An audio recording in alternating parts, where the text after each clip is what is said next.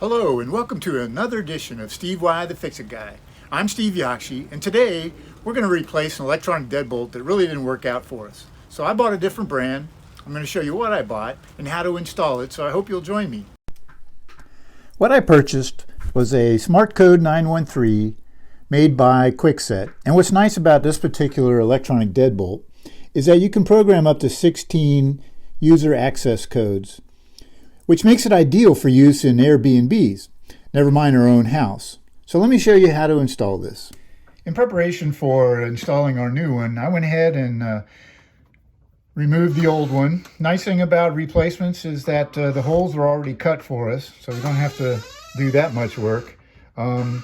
We do have a cutout here for the latch bolt, so that's the latch bolt configuration we're going to use. You can see our doors had a little rough handling in the past, but that's okay.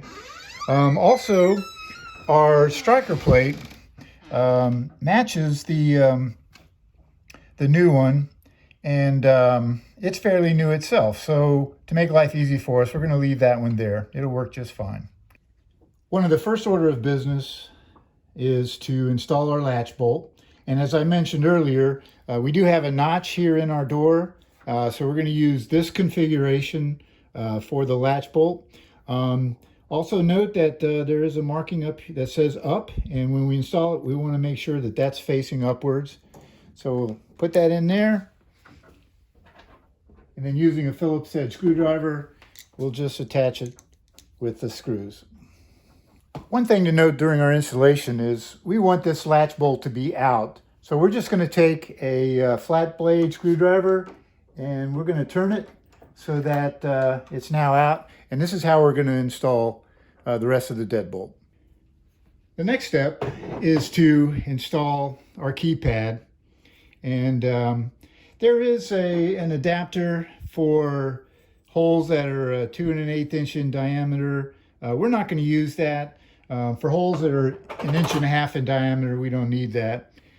Note that the rod here is D-shaped, so it's flat on one side, rounded on the other, and that D shape matches the hole that's in our latch bolt that it needs to pass through. So let's install this on the outside of the door. We're going to make sure the wire goes underneath the latch bolt, and we match up our D shapes. This bracket right here is what we're going to use on the inside of the door to secure the keypad to the outside. This hole here in the middle is where the D-shaped rod will come through. Underneath it is where we want to tuck the cable for the electrical connector. And then on either side, we have screw holes to secure the keypad. So let's get that installed. I'm going to hold on to the display, make sure that the wire goes through that hole. And then we're going to hold that together and get our screws in there. So we finished tightening our screws. And double check to make sure the keypad is straight up and down on the outside of the door. Now we're ready to move on. So now we're going to install the interior housing, and we'll need to connect this wire. Note that there is a white arrow on this. There's a matching white arrow on the other connector. We want to make sure they match up when we put them in place. You can see our D-shaped hole. Note on this side here, we've got a push button as well as some switches.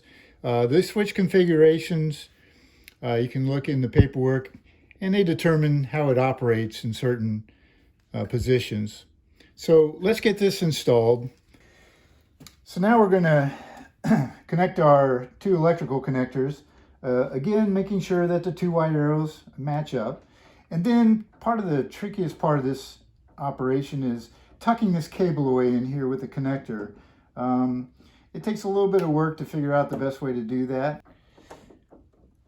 Then we're going to make sure that the D shapes on the rods match each other when we put it together, and then put it in place. And we're going to use a couple of screws to secure this. And the screws go on the outside. And there's 2 screws that go on the side. We want to use the lower screw holes to install these 2 screws. The next step is to install our battery pack. You can see it's 4 AA's. We've already put them into the battery pack. There is a couple of contacts here. We want to make sure they're matched when we put it in. And you'll note here that we want to make sure that the lock's installed before we put this on. But we're there, so let's do it. Now, one thing about this, when you put it in place, we have to hold the lock button on the keypad while we put the battery pack in there.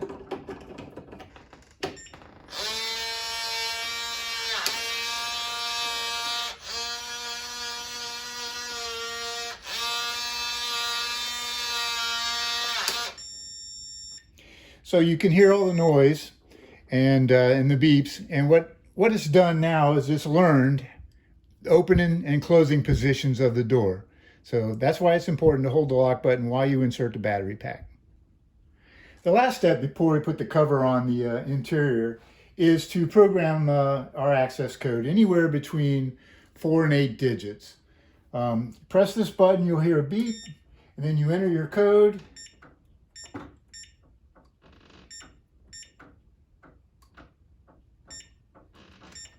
And hit the lock button and you're done. Okay, so let's try our access code and see how it works.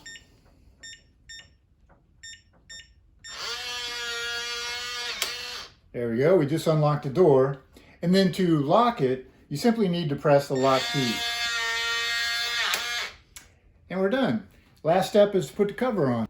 Note that the cover also includes a latch here so that we can manually lock the deadbolt from inside the house. And you can see it has a configuration that needs to match up with here as well. So we're just going to put that on there. Make sure it's matched up. And then we're just going to secure this with 3 screws, one on each side and then one on the bottom. So here's our last screw tightened up. And we got the cover on, and you can see we can manually operate the deadbolt. So our job is done. Congratulations. Thanks for watching this edition of Steve Y, the Fix-It Guy. I hope you found it useful, and if you did, please hammer that like button. And if you really think I nailed it, then please subscribe. And any comments, I'll be sure to reply quickly. Until the next edition, thank you.